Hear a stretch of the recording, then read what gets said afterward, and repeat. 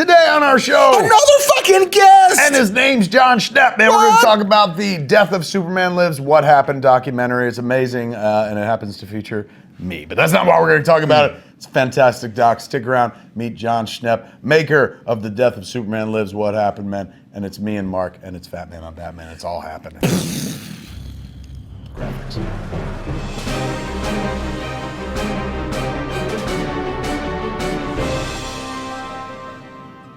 Welcome to Fat Man on Batman. I'm Kevin Smith. Marc Bernardin. Now, folks, your geek bona fides mean that you've probably encountered the Death of Superman Lives, What Happened, somewhere on the internet over the course of the last year. This is one of my favorite documentaries ever fucking made, but it's also one of my favorite stories behind a documentary ever made, man. This is a passion project and a fucking half, and it turned into a useful fucking document, for heaven's sakes, man. Entertaining as fuck, and it tells a great story about a movie that didn't happen, man. The Hollywood that never was is always this fascinating subject. The thing that the road's not taken.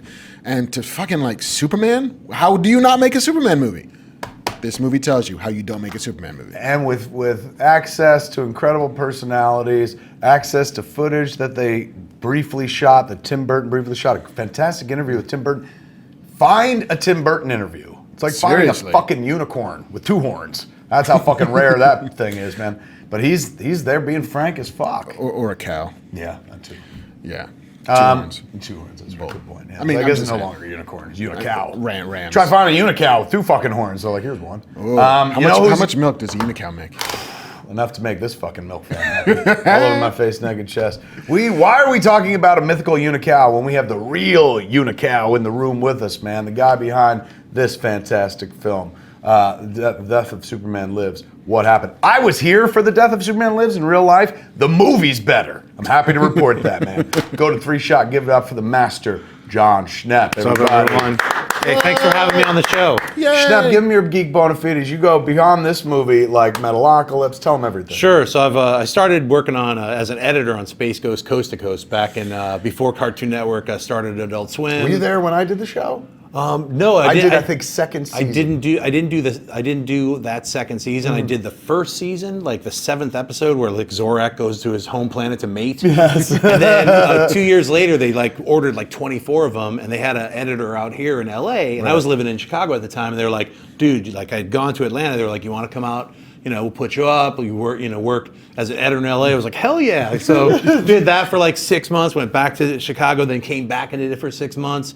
And so then I decided to move out here. Then I worked on Aqua Teen Hunger Force. I like designed all their like Carl's pool and like the shake door and stuff like that. What the fuck? And played the Wisdom Cube in that just as a voice. And then designed the characters of Death Clock for Metalocalypse. Went on to direct that for 4 seasons. And then did Marvel's Black Panther. I directed like 2 episodes of that. And then Venture Brothers season 4. And then I started doing, I did like Morgan Spurlock's Comic-Con, A New Hope, like the You're In. I did that as well, just talking about, you know, making cartoons and stuff and being a comic book fan, because that's really why I was in the movie. I've been a comic book fan my entire life, and that kind of led me to start doing these talking head things. So I started doing the AMC Movie Talk show, which is now Collider Movie Talk. But while I was doing Metalocalypse, I stopped doing that, and I ran a Kickstarter for like a kind of a heavy metal adult cartoon, because they don't make adult cartoons for anybody now. So I had to raise $175,000 on Kickstarter to make a Grimm Fairy Tales like animated cartoon, which has sex and violence and all this kind of crazy cool music. So it's kind of like the old heavy metal movie. Yeah, I wanted to make a homage to that shit. So like a Bakshi movie. Yeah, so I did that, and then during the course of a couple of years, you know, while I was working on Metalocalypse and doing this stuff, I had obviously seen your take on what you did with the screenplay and the John Peters, the Spider, and all that stuff, which is amazing. It's like, you know, I would watch that a couple times. Like, I'd be like, this is a fantastic story. There's a story that I told on very first evening with Kevin Smith DVD about working on the Superman script. Yeah, and then I think in like 2000, I want to say 2008, like those first pictures, that like the Polaroid of Nicolas Cage, kind of looked like it was like, is that an action figure glued onto his body? None of us believed it was real. It was like, fuck it, it's Photoshop. That's not real.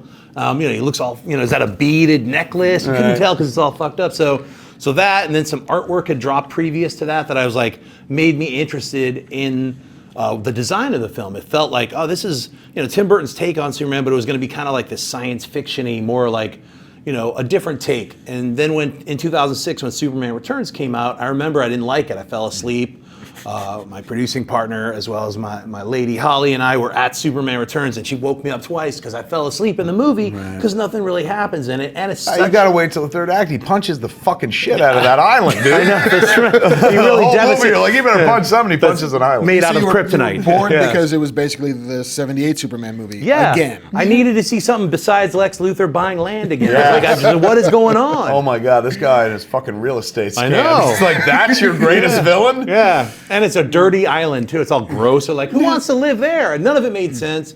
So I remember like, well, there was all these other Superman films that they tried to make because it was like 17 years before that one got made. Right. So I just like started doing some research on the Superman Lives and trying to find artwork on it. I just had my own little folder on my desktop that I'd just do for myself and be like, some more like fucking like Superman Lives concept design, Google, and then like fucking scroll through people's Facebook pages like, here's my weird, oh shit, drag that on my desktop, throw it in the folder. I didn't know even why I was doing it. It was just like a little side thing I did because I was like, I'm interested, like it's my own fucking weird quest or whatever. So what was the thing that unlocked I think I can make a documentary out of it? What was the holy grail of, holy shit, like this thing? I got a movie. Well, you know what? It was not a specific thing. It was more so like we went to Meltdown and Dean Atwood was there, talking about their music videos. And sitting right next to me was Steve Johnson, the guy who built all those latex like rainbow suits and stuff. And I had seen him on YouTube.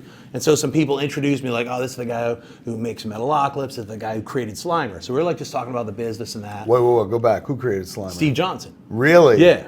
So he was the guy that was working on the Superman suit in the Tim Burton Superman movie. Yeah. So aside from Slimer, what else did that dude do? He worked on American Werewolf in London, David Cronenberg's Videodrome. I mean, The Thing. That dude's done it all. He's a fantastico.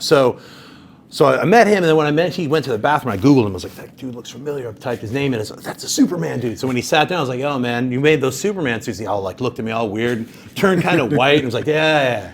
Didn't want to talk to me anymore. Yeah. Holy shit, he shut down, man. Shut down. He's like, you're not going to make fun of me. Like, no. I'm like, so then we went out to dinner later that night with some friends right across the street at Toy, and I brought that up. Yeah. I brought it up. I was like, hey, just off the cuff, I was sitting next to the special effects guy who made these Superman light-up suits, and a couple of people were like, so what's your interest in that? I just told them I've been collecting this stuff, I've got all this cool artwork, but I feel like there's a lot more to it, and they were like, one of my friends said, you should make a documentary. I was like, I don't make documentaries, and someone else was like, you could raise the money on Kickstarter, and I was like, nah. And then like about a month later, because this was in November of 2013, about a month later, I was like, man, fuck it, no one's gonna make this shit. And I want to actually see what there is. There might be a lot more. I feel like, when you feel like you're at the top of an iceberg, you're like, there has to be, if they did this, this, and this, there has to be more. Yes. So I just felt that way, and I was like, no. And I talked to some friends. They're like, dude, no one wants to see that. What are you, insane? They thought I was nuts. They're fucking stupid. Well, now those people are dumb. I felt like I was like, oh, well, you know what? Litmus test. Kickstarter, ran it. It went all around the world.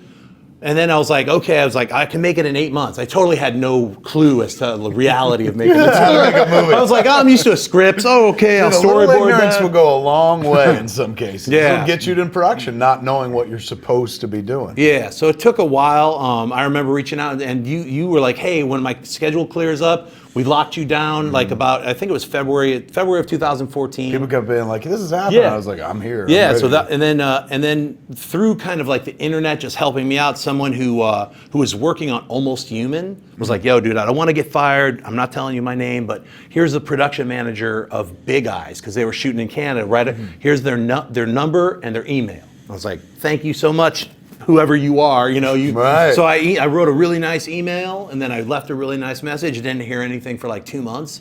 And then Derek Fry, who's Tim Burton's executive producer, contacted me. He was like, hey, Tim's not sure if he wants to be involved, but he knows about your thing. How long can you wait? And I was like, I could wait forever. Right. So I was like, this He's is your that. spine. It'd be tough to make that doc without him. Yeah, so he said, you know what? He contacted me like 3 months later, and then it was towards the end of 2013. And no, I'm sorry. Yeah, 2013. And he said, come out to London in March of 2014. So we talked to Kevin. We talked to Tim like about a month after we talked to you. Right. So that was March of 2014, and he kind of unlocked everything. Let me bring up Holly Payne. She Go produced the wide, go film wide. with me. Holly Payne is Schnepp's producer, man, and in his creativity and his profession, and is producer in personal life as Yes. well.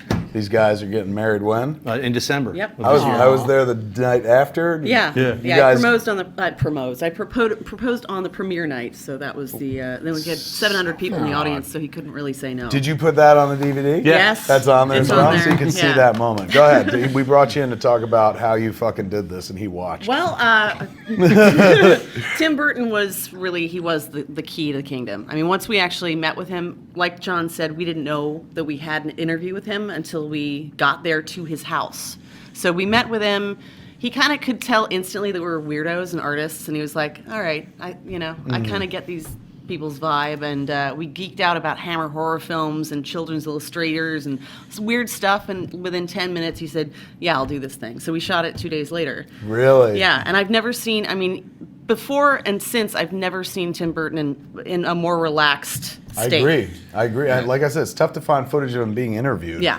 But it's really tough to find footage of him being as casual and comfortable as he is in this documentary. Everything else I've Yeah. ever seen was on like Entertainment Tonight back in And the he's day. really for, kinda like, closed off Planet of the and- yeah. Apes and Batman and stuff. And he hated the camera. He hated talking in public. He's just not that guy. He wants to make his stuff, let it speak for Yeah. itself and stuff. But this was an example of like, well, I get to tell a story that a lot of people have asked me about for years, so I could see the benefit of like, oh my God, I'm gonna go on the record. Yeah, The- and he didn't even want the questions in advance. He was like, "No, let's just flow. Let's just go with this." The big get though, he's your big get, he's your spine. But the fucking fantastic get was Peter's, and he was the last to come through. If He I'm was. A month before the premiere of the movie.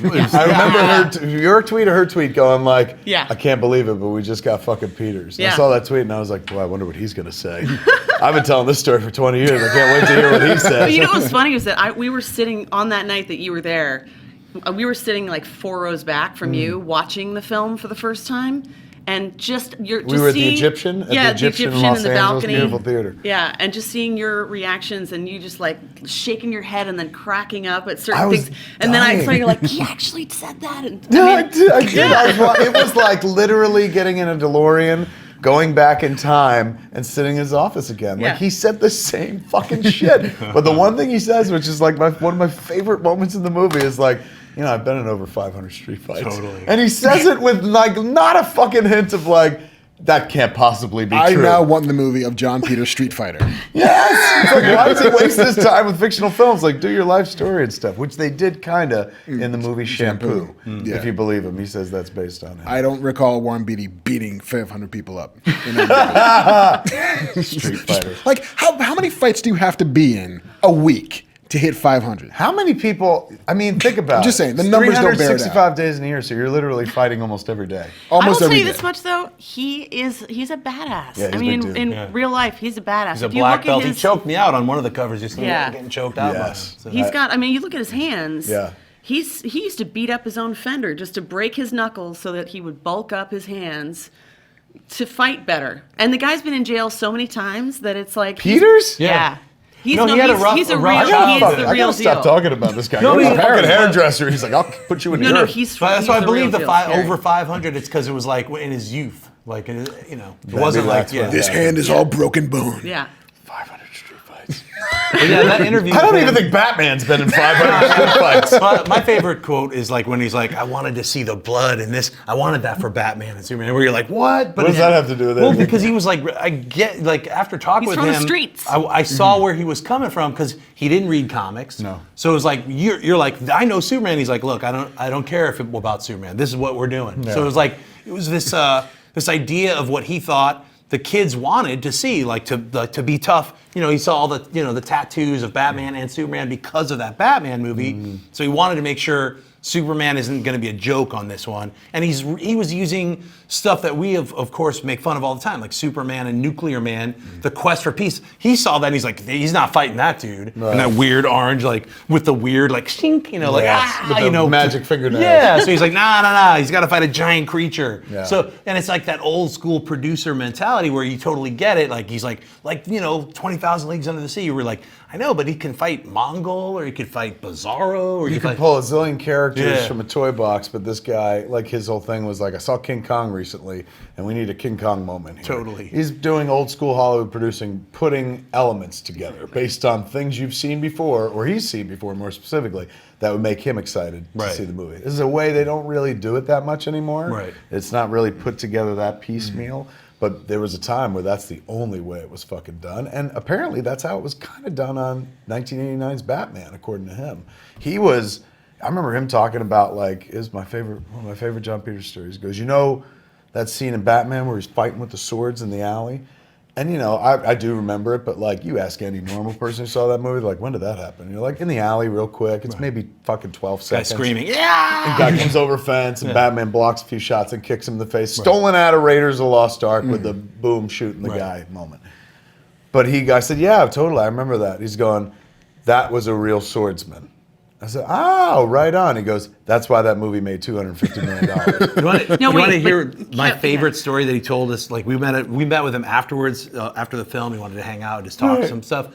He told, we were just shooting about, like, different stuff, and he's like, we're talking about Batman. He's like, well, you know, I dated Vicky Vale. He's like, refers He to her did as the Vicky. fucking same thing to me. He did say that But- to us. so- But the other thing, too, is that he also said, he said the same story to us about the sword that's on the Blu-ray. Right. But here's the story. I'm not lying, kids. Here's a story that a lot of people don't know. So he said, all right, so with Batman, like, you know, I wanted to increase Vicky Vale's role a little bit. I want to give her a scene. So, like, we had this scene where, you know, Bruce Wayne shows up at her house. I wanted to make it a little bit better. So me and Tim, I said, Tim, you got to come with me. And they brought the writer, the writer on the set. Warren Scarn, I Yeah, think. and so they sat down, and he had Tim play the Joker, and Jon Peters played Batman, or Bruce Wayne, and they acted out that entire scene where it's like smashing the thing. You want to get nuts? Let's get nuts. You know, And Warren Scarn had to be like, okay. yeah, and he wrote that whole. Worth So it. to me, it's really exciting to hear that, like, you know, How did the worst scene in Batman happen? Now we know. Yeah, Jon Peters basically was like, I created that scene for Vicky Vale. It makes sense, I guess. Like, when you watch this scene, it sticks out like a sore fucking thumb. I do remember when he was like, I was dating Vicky Vale at the time. I was like, I know her real name, dude. You could use her real name. I was like, we hanging out with the Joker as well? She has an Oscar. It's totally fine. You can say her name. Oh, he's a character. No, but he told us that story, which is funny because it was like I'd heard you say it, I think, on the evening with Yeah. Kevin Smith, and then there's certain stories that he likes to tell, and that's definitely one of the ones he likes to tell. He feels that's why that movie succeeded. Yeah, and Those also, I elements. mean, he wanted those fights. He thought polar bears were a viable option. You know, that those are Oh, really yeah, I scary know. creatures. I sat there listening for You know? 2 months going, okay, polar bears. Sure. Here we go. Yeah, he's fascinating to watch in the documentary. But the documentary itself is fascinating just because you found this fucking niche, dude, that, like, I know I've said it to you before, I'll say it again. You got to keep doing this. Trank. Reach out to fucking Trank right now and start the Fantastic Four doc. Well, I'll tell you, Holly and I are developing a TV series that will be encompassing all these. Uh-oh. That's awesome. Apparently you're I not supposed can't- to tell us that. That's fucking dope, dude. Like, that's even better. Never mind, like, fucking spending 2 years of your life. Get a crew and do a series. Fuck, that's awesome. Let History Channel pay for it. All right, Yeah. that's some.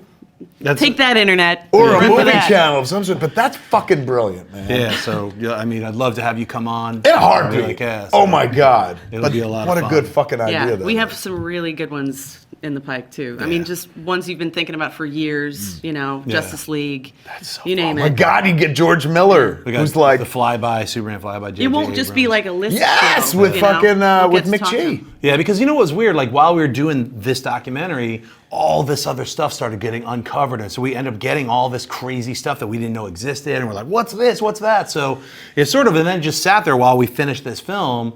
And, you know, obviously there's a lot of other stuff we've been working on, doing different this and that. But that kind of like came about. And so, you know, you'll be hearing about it very soon as far as that. But Isn't it fucked up, man? Your whole life you thought of yourself as one thing, and then you start getting jobs, and they start to go, "Oh, I'm this thing as well." But you never thought you were a documentarian, did No. you? And then one day you're like, it's the exact mindset. You're like, who's gonna do it? If I don't fucking do it, nobody's gonna do it. And shit. Right. And he did it. And now you're fucking one more arrow in your quiver, dude. It's Well, crazy. it ended up being Indiana like Jones of buried treasure in Hollywood. it was a lot. Obtainer of rare It was antiquities. it was a lot this of belongs work. in a museum.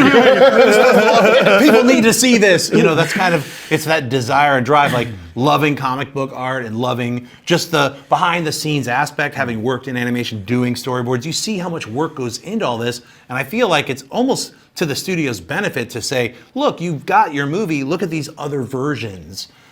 I mean, I would love to see a Superman Lives art book. We don't own that art, but the artwork we uncovered and that's in the film, and you see all the artists talking about it. It's so cool to see the different versions of Doomsday or the different versions of Krypton. We've got that now. We've got Man of Steel. We've got that version of Krypton, which is totally different than the Richard Donner version of Krypton. And guess what? In 10, 15 years, there'll be another version of Krypton. There'll be another Superman. So I've always looked at movies as like an Elseworlds. Yeah. Because as a comic nerd, but all of us are comic nerds, we've seen all the different versions of Batman. Oh, here's the Frank Miller, here's the, Doug Menck and like Gene Colan and all the different ways you could see. Doug Menck. Yeah, there's all these different versions of these characters. So I never get all too worked up. Like it's like, I don't like that spandex or the weird leather outfits of the X-Men. I was like, this is for regular people. Yeah. Man. People like, we're into, they're not reading the comics. One And of you these should be weeks- happy that there's actually a version that somebody other than your clique can dig on, because then it gets bigger. Totally. Like, then more people enjoy it. Like, we now live in a time 20 years ago, you remember, it wasn't like this, where everybody's like, superhero culture, pop culture is the culture at this point. Go ahead. I was going to say one of the things that we hear a lot from fans and from Twitter and that is that people want to see a Superman Lives graphic novel, but the thing is that because there was no finished script, it could be up to anybody. Which one is it? You could literally Yeah. do 5 different books. Right. But at this point they're like, why bother? That's in our tail lights. That's a book. That's a movie that didn't even happen. Yeah. But you could mint a little money off it. Like, I think it'd be smart for them to be if I'm Warner Brothers, I would have bought this, because it's like, hey man, more money we could amortize and make back Right. off that Superman movie that never happened. Yeah. It's good for the bottom line. But if you make 5 different Superman Live comic books, it's like Clue, the movie. Like, you gotta see every ending. Yes. You gotta collect them all. That's how you sell the book. And they're very different. Like Kevin's script is very different from Wesley's, which is very different from Dan Gilroy's. Even though they have some of the same story beats in them, they're totally different. So you could have different artists do Good each project, one. man. Yeah. I mean, they own those scripts anyway, so they don't Yeah. even have to pay for the fucking material again. You just got to put an artist on it and shit, and that's a way to sell 5 of those books. Yeah. For our DC, you could series, have that too, shit ready. One of the things that Yeah, I'm it's hoping pretty for the series, if it happens, because Nick Cage was hard to get to. Yeah. Ultimately, he said no. But you got the footage of him, which is more We did- important, it and is more honestly important. better than a Nick Cage interview. Yeah. That footage captured a fucking moment in time and his thought process, Yes. which was way more No, important. put you right there. Him going this is what I feel like Clark Kent would look like now, and he's dressed like a fucking nerd, a Miami Vice-ish kind of nerd. But it was kind of like, oh, that's brilliant, rather Yeah. than just doing the suit and the glasses and shit. He's really going the Just distance. his thought process of where he's laughing because he hears a comedian from 3 blocks down the street. It's because Nick Cage is a comic book nerd. He had tons of boxes and boxes of long boxes. He Cage. His name Luke is Cage. His You name know, is, it's his name is Yeah. Kid Kal-El, right? Yeah. So he chose his last name as Cage from Luke Yeah. Cage. Absolutely. But for the series, I'm hoping maybe we can, persuade him for a follow-up. Grab And him. maybe now would be the time. Yeah. Who knows? But I know yeah. he has a copy. I gave him and his manager copies of the film. He comes so- off incredibly well in it. Yeah. He does. Everybody does. Yeah. Even Peters. Peters comes Yeah. off well. He's eccentric as fuck, but He loves the movie. Peters loves the movie. no doubt, dude. No He said doubt. I he's know never that. been represented better. Because he's representing himself. Yeah. I went out there, I did that evening with Kevin Smith DVD, and it was a long time ago, almost 20 years ago. But I heard back from an agent once, he was like, I saw John Peters today, and I was like, what the fuck was that like? He said to say he loved the evening with. He thought he came off really well, and I'm like, did he watch it? But he did. He liked the way it was represented. He sees himself as that guy who's like, yeah, I've been in 500 street fights. Why is that weird? And you're like, I guess it's not. Fascinating fucking man. I remember when I went to his office back in the day, he had a giant blown up cover of Superman versus Muhammad Ali. Gigantic, fucking huge and shit. I was like, is this the next movie? He's like, maybe. He wishes. Yeah. Could you imagine? Boy, oh boy, man. This doc, though, if you haven't seen it yet, kids, this is the move right here, man. This is fucking the doc. Like most people are like, I don't like documentaries. They're medicine. This ain't fucking medicine. Nope. It was sad to watch this end. It's I'll a just say that 'cause Flintstones of me. chewable of medicine. Well, yeah, and we made it available. It's like just on our own website, tdoslwh.com, which is basically The Death of Superman Lives, What Happened. So you can get a digital download, or you can get a physical copy like this. And it's also been on TV. Like Yeah. I've seen quite a few people like, I just watched this on fucking It's on Showtime. Showtime. Yeah, we licensed it to Showtime, and then through Showtime, because of Hulu Plus, you can get some kind of weird swirly deal with all that kind of stuff. But it's available to be seen online. One of the things I love about not just this documentary, but the way that you took the documentary into the world is you were not afraid to fucking hustle. Indie filmmaker hustles their work. Now, some cats, like, you know, someone buy it and you do all the work and shit, but like, when you love something and you know you got something and you know you can connect with an audience, particularly if you're out there fucking dog and ponying it, you can fucking make your loot, man. You can go out and do business, and you guys have been touring the movie for the better part of a year. You've Yeah. been everywhere, and you've gone overseas. Yeah, we went to Australia, Completely Canada, built London. from the ground up. I mean, there's not even distribution. We self-distributed it, so it's all been this core team, basically me and John and our editor Marie, and it's been like a 5-person team at most for the whole time. And the fact that it's gotten this far is pretty amazing. But it Got a says a fucking lot. Showtime sale. Like, Yeah. you know, there are a lot of indie filmmakers It's can't possible. say the same you thing. You can fucking do this shit. It Yeah. actually happens. And, So- yeah, and VHX, that's the site that we're there. That's instrumental in like helping us like get paid back for the money we put into the film as every digital sale. So we didn't make our money back yet. So definitely, if you want to buy the film or rent it, please do from our website because that helps us. Yeah. And I gotta say, you're a big inspiration. You took your film Red State out. You're one of those I guys love who that when you went out and toured, I was like, finally. It's like I felt for a while, I was like, anybody else gonna do this? And it was nice to see you guys do it. It's like, it's a absolutely fucking viable model, man. Totally. Because for as many people who could watch that, there's many people, maybe, let's say half, will sit around and fucking talk about it after it's done. They'll talk about it with their friends, but they'd love to talk about it with fucking filmmakers and stuff. But I watched you guys on Twitter. You went everywhere. You went over to England, Australia, and shit like that. Isn't that Canada. amazing? Like, kids, you can't fucking sit here and listen to this story and be like, yeah, my ideas are fucking stupid. They had a cool idea that they were like, I want to see it. More than anything else, they weren't sitting there going, let's make money and travel the world. They were like, I just want to see this fucking movie. It's possible. We could do it. They did it, and it took them everywhere. It took them incredible fucking places, not just like, hey, it kickstarted a career where now, as you can hear, this is their fucking thing, man. Fuck off. This is their niche. But it brought them places in the world. Like, why would you wait? Like, that's brilliant, man. That's just fucking, it makes me so happy. It's so hardcore indie, you guys. Thanks. You got to believe in your own idea, and you got to be able to work and do the work. It's the hustle. There's That's a the hustle hustle, to it, too. yeah. Like, I know some filmmakers who, like, work on, I know a filmmaker working on a doc right now, and he's very aware of this doc, and he's just like, I'm hoping to sell it, because I don't know if I don't have the energy to do what Schnepp is doing, going around and stuff like that. It does take energy. But when you love something, like, this is their fucking kid in advance of their kids. Like, this is what they put together and whatnot.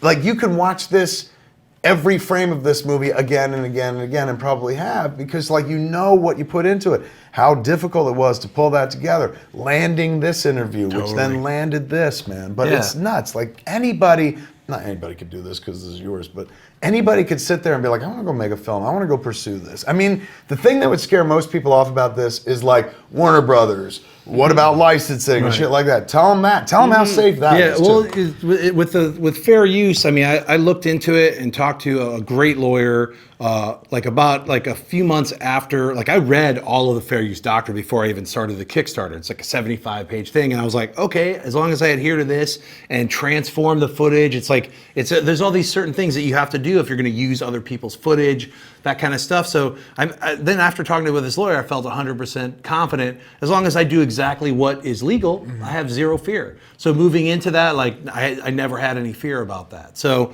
But here's the thing: there are ways to do it that are going to work and ways that are not going to work. And Warner Brothers is one of the most litigious companies out there. Yeah. So, the fact that initially when we first reached out to them, because we did reach out to them, we were like, we're making this documentary.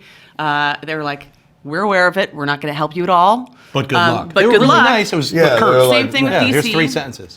But ultimately, if you go through fair use and you are transforming that footage and you're putting it out there and you're going by the guidelines of how many seconds you can have this footage on screen, all that stuff, it can be done. You just can't, like, basically take somebody else's idea and go, all right, I'm doing Yeah, there's a couple of other films that are in the making of process where, they're like, oh, I'm having trouble because I'm having all this footage. I'm like, because you're not transforming it. You need to have somebody talking specifically about that scene, use less of it. You can't just put footage Yeah, in. you can't just show a clip. But That's you it. guys also, aside from like footage of shit that exists or went theatrical, like you had footage of shit that, like, who owns that footage? You know what I'm That's saying? Tim. That's Tim and Derek Fry. Yeah. They were the ones that gave you all Yeah. that. And there's 45 minutes of that fucking shit. We couldn't. That hurts because we couldn't put that. You could make a whole fucking half Exactly. of a movie of just We'll Would be show that. you nice. all that if you want, just like, Yeah, because we do were a like in private London party. just watching that with our, oh my God, what is this? You didn't know I it would imagine you existed. just sit You're there watching it clawing going each like, other. they're Yeah. talking to each other like real people. Exactly. It's like Nick Cage is like, I'm Kryptonian, and we have these laws. You're like, yeah. what's Talking to the camera. I mean, it's like some crazy stuff where you're like, they're working out like what they're gonna do and what is the cape and what's this and what's that. So they're trying to figure it out and how this new context of the Superman mythology that they're building. That shit is gold, man. Yeah. I'm telling you, that footage of him wearing what his thoughts of the Clark Kent outfit are. Like the footage of him in the suit, very cool. But the Clark Kent thing is a real fucking insight into an actor's process where I'm like, for years everyone was like, Nick Cage, what a weird choice. And in that one moment, I was like, that wouldn't have been weird at all. Like that guy knew. He got what it. the fuck he so got Yep. it. You know? Fuck. Missed opportunity. But we saw him as Ghost Rider, so. Yeah, Virtually the Something same like thing. that. yeah. Or Drive Angry, the better version of Ghost Rider. Actually, it's true. More hell. The movie, of course, is The Death of Superman Lives. What happened? What is the website they can get it at? You can get it at tdoslwh.com. Once again, that's The Death of Superman Lives. What happened? Just the first letter of each of that. I know it sounds hard to say. I've been saying it for so 2 long. years now. tdoslwh.com. Say it I when can you sing sleep. that shit. Say it when you're nut. You're like, TD over here. Yeah. It is a fantastic doc. If you love movies about movies, or if you love just documentaries about interesting shit, like same way that you can sit around and watch, what is that fucking Durst Jodorowsky's thing? Dune? Oh no. Jodorowsky's I thought you said Dune, or Jodorowsky. I was gonna go for the one on Terry fucking Gilliam. Jinx. The same way you sit around and watch the Jinx.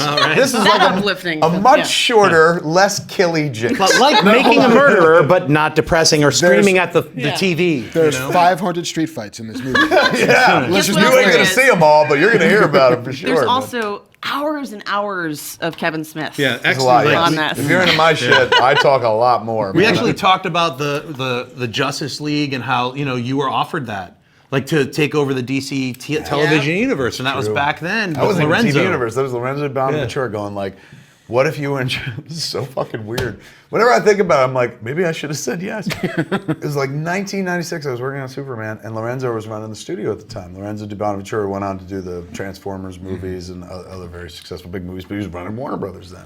And so he was the one that okayed me to write Superman. And we went to dinner at his house, and he was going, I was thinking that, we have all these properties at Warner Brothers, all these licenses, and they could totally just be movie after movie. We just need somebody to oversee this division. Somebody who could say it's always Batman and Superman, but what about all our other characters? So, and he asked me fucking point blank, he's like, how would you feel about running that? And, I was an indie filmmaker at the time. I was fucking 26. I was still Miramax dyed in the wool, and I was working for Warner Brothers, but, in my heart of hearts, I was like, I'm an indie filmmaker. So I was like, that would be cool. You should do that. I was like, I don't want to run it, though. I'm a filmmaker. I want to go make movies and stuff. He's like, you can make one of those. And I was like, I'm not really made to make fucking superhero movies. I'm happy to write them, but I was like, no. Like, dude gave me a shot to be Berlanti I know, right? before Berlanti, and I was like, nah. Would you like the keys? Yeah. No. No, This but pretty car? now you're directing Where's a that Flash DeLorean again? episode. I know, but like I could have owned the whole universe. And I'm telling you, kid, when somebody asks you if you want to run a division of Warner Brothers that's all about comic book movies, you say yes. Know what I was fucking thinking. But yeah, that's on the DVD as well. You can watch me tell a story about, just like I did, about one of the worst decisions I ever made. There's Thought I also a was whole Kevin hour Smith. of John Peters on there that's uncut. Yeah. That's Uncut fucking- John Let me Peters. tell you something. That is worth the price of admission alone. That man is one of the most fascinating, entertaining public speakers I've ever he seen is. in my life. And you don't get to see him enough. And his So hair there's is a place. amazing. Of course, he's a It's a hairdresser. bouffant. Like he has a fucking head of hair to die for and shit, and a fist to kill you with. Killer fucking hairdresser. There it is, folks. fuck, I can't sell this documentary to you enough. Go buy it though. Don't watch it for free on Showtime. Don't be a dick. Help them get out of the hole with it and shit like that, man. So that when you go make your project, then they buy your fuck. That's how it works. Right on. See what it Pay is, it man? forward. Be a Schnepp, be a Holly. Don't be sitting there going like, I got good ideas, but nobody wants to see them. They had a good idea, and look, and now it's a fucking Blu-ray. And they talked to Tim Burton. You know how I've been in this business 22 years. I talked to Tim Burton like maybe twice for a minute each time. They fucking sat down with him. Tim Burton was like, "Come to my house, take my footage." Like that's the kind of shit that happens when you follow your dreams. Fuck. If you don't get it by now, you ain't gonna get it. Give it up for these And kids. I chug milk too, just like my Kevin. God. Milk is Yeah. awesome. Milk, kids. Milk does body good. They told us that in the 80s. Water's okay as well. Whatever. There it is, man. Fucking another great episode of Fat Man Batman. If you're not watching this already, why the fuck didn't you turn this program off? Go Jesus. watch this. Holy What's wrong shit. with you? Get on it. It's fucking fantastic, man. Good luck, kids. Hey, They thanks for gotta having make us on way the more. show. Tell them where they can see you on a regular basis. Oh, you can check me out. I'm on Collider Movie Talk, and Which also I'll be on soon.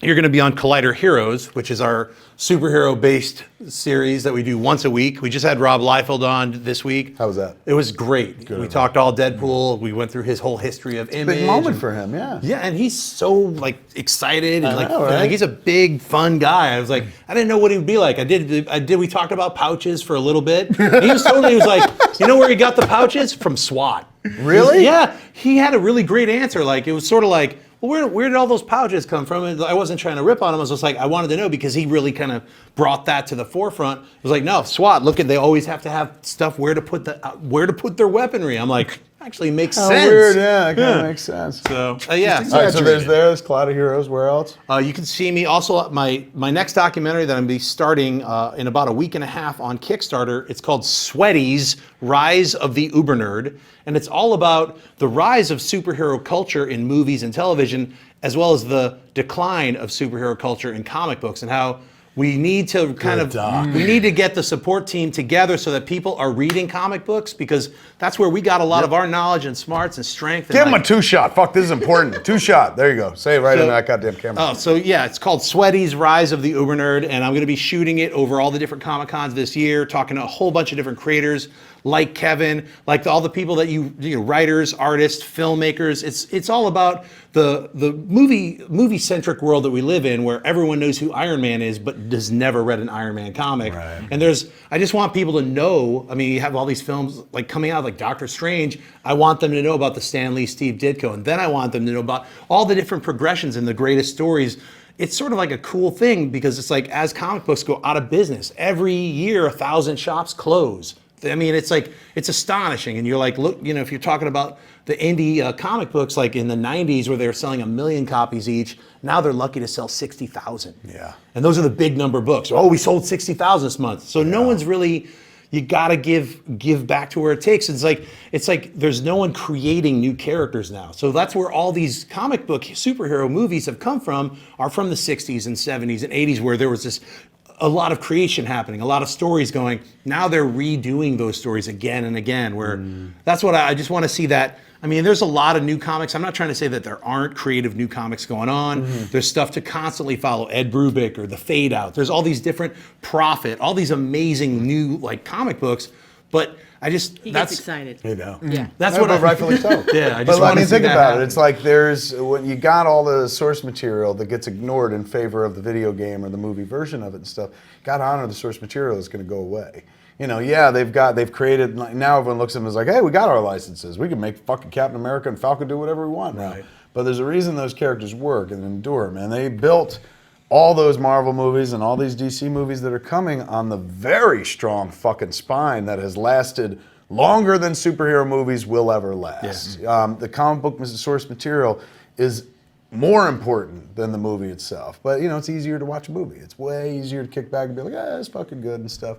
I think it's smart. Drive people back to paper. Doesn't even have to be paper, it can be digital, but like, this is where it all came from. And you're absolutely right, man. Like, it's the same characters over and over. Now they're going deeper, digging deeper into the toy box and stuff like that, but nobody is really creating new characters. Like, Yeah, and I also want to see, like, we don't know what's going to happen. We have Comixology where people are trying to tell you to go digital. Yet whenever I do conventions, I ask how many people are buying digital comics, and I see like 3 hands go up. So people are either like just downloading them for free, or they're not buying them at all. So there's got to be a meeting ground somewhere, and we also have to push people forward towards that. Like with Deadpool, we have the largest audience of people who don't read comics who are going to go see that movie. Yeah. How do you turn them on to like what's the right comic? I always get, like, I'm sure as you guys get, what are the right comics to read? So I try to get them like just started with like the comic book crack, Dark Knight Returns, Watchmen, just the ones that you're like, this will blow your mind. I always say Miracle Man, Book 3, Olympus. That's the other one. Wow, what a fucking great pull. Yeah, man. so it's like there's a whole bunch of these that I have that like on the top 10 list. You hit those,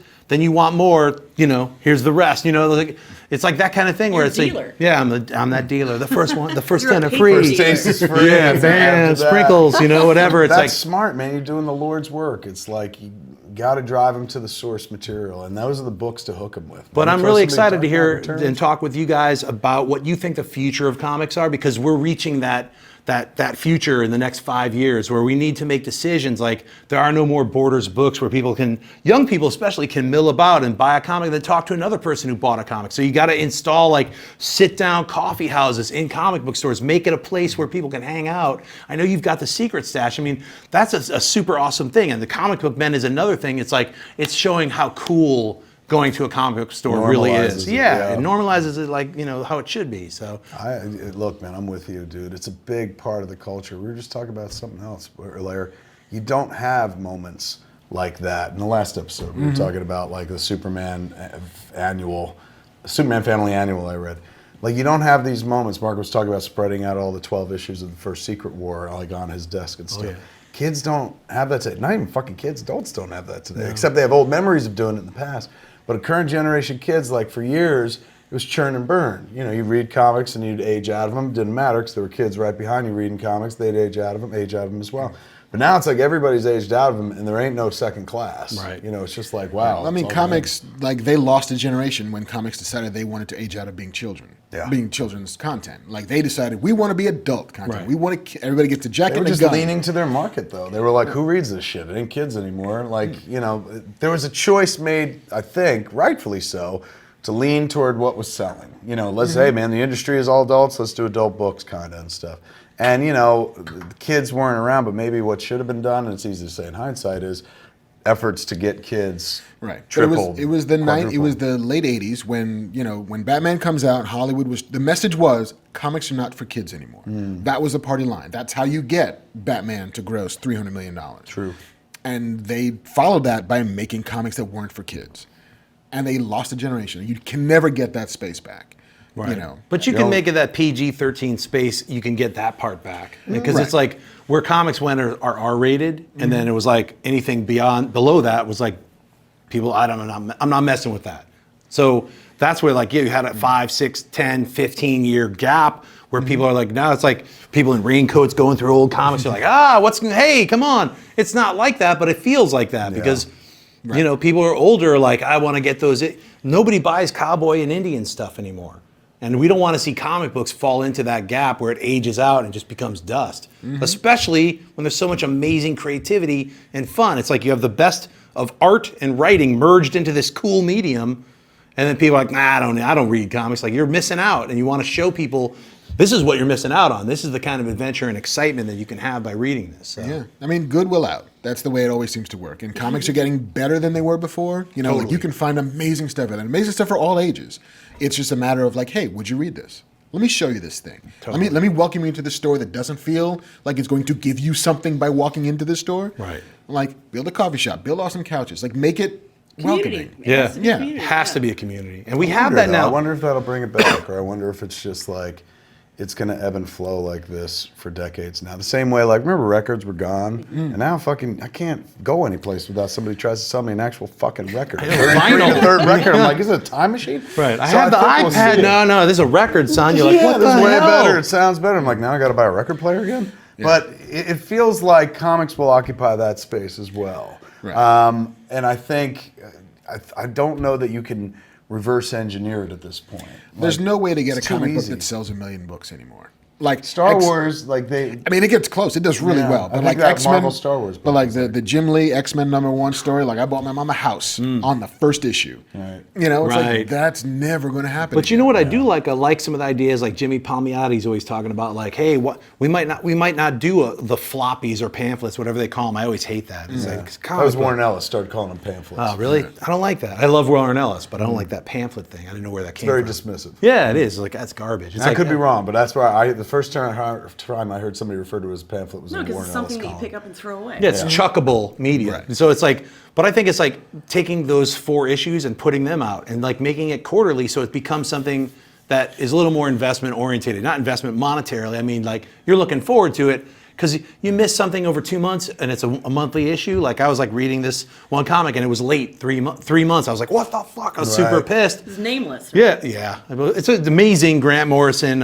Chris Burnham book, but it was like the last issue didn't come out for like 6 months. I had forgotten the whole story. I was like, so it's so much better now that they have the trade paperbacks. Why not just kind of shift into that? Maybe splitting a trade into like. Warren Ellis has been saying that for over a decade. It's got to too. He's happen. Going like, go to the big Especially books. all the issues now. It's like Spider-Man #1. How many of those have come out in the last year? I can't even keep count of like what volume of a #1, of a reboot, of a this, They of are a that. just, they're #1ing this industry. The same way it used to be holographic covers and chromium covers back in the day. lenticular. And lenticular, the new thing seems to be, it's a #1. And it's Right. like, wait, this is fucking Iron Man. How could this be #1? Well, and it's also the reason they're doing that is because there's so many new people coming into a comic book store. What should I read? I want to read about Iron Man. Well, here's a #1. It feels like I'm in on the ground floor. Right. They don't realize it's going to be canceled on issue 4, and there's going to be 5 other #1s. So that's kind of like where we're at with it. Like I'd like to see a change. I'm looking for suggestions. I have my own answers, but I also have tons of questions. So that's kind of what I'm going to rock this next year. That's awesome. While we're doing these other series and stuff too. That's a fucking great doc. And get married.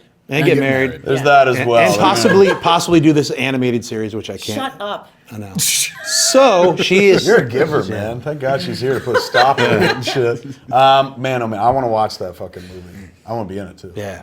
But man, oh man, dude, you replaced like Michael Moore as my favorite documentarian. Oh, come on. Thank you, Yeah, man. well, he's a big dude with a beard as well. So we all feel that same And he's space. drinking all that You and soy him milk? in a room. Yeah. He's a The only milk way they figure us all out apart is you got the height. Right? That's it. No, hey. One thank good you, bomb, you take out 3 large dudes with beards who like to make media. Man, oh man, it's great fucking stuff. If we haven't convinced you yet, all that passion to talk about the comic book store better fucking convince you to throw some beans toward this, man. Death of Superman, Live, What Happens. Jon Schnepp, Holly Penn, thank you for coming in and talking. Thank you. Thank you for having us. That's it for Fat Man on Batman this week, kids. Unless you got more, anything else? No. Tell them thank the you. website just one more time. I'll do it this time. It's www. Now I can't speak.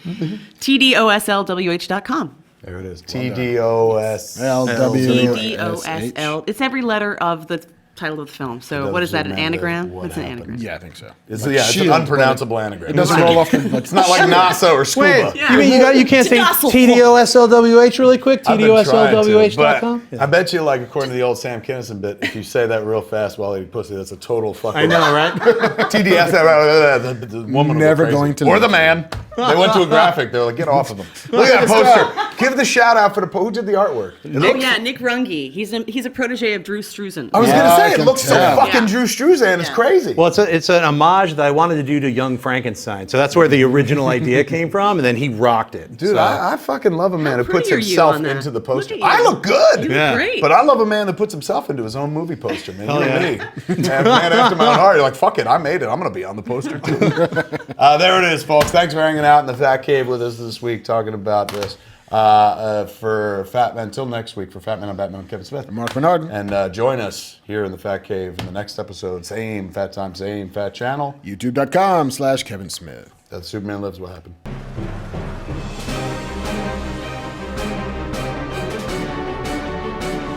Hey man, it's me, Kevin Smith. Thanks for watching. Do me a favor, click that thing below that says subscribe. Every time you click that, you save a baby kitten from murder.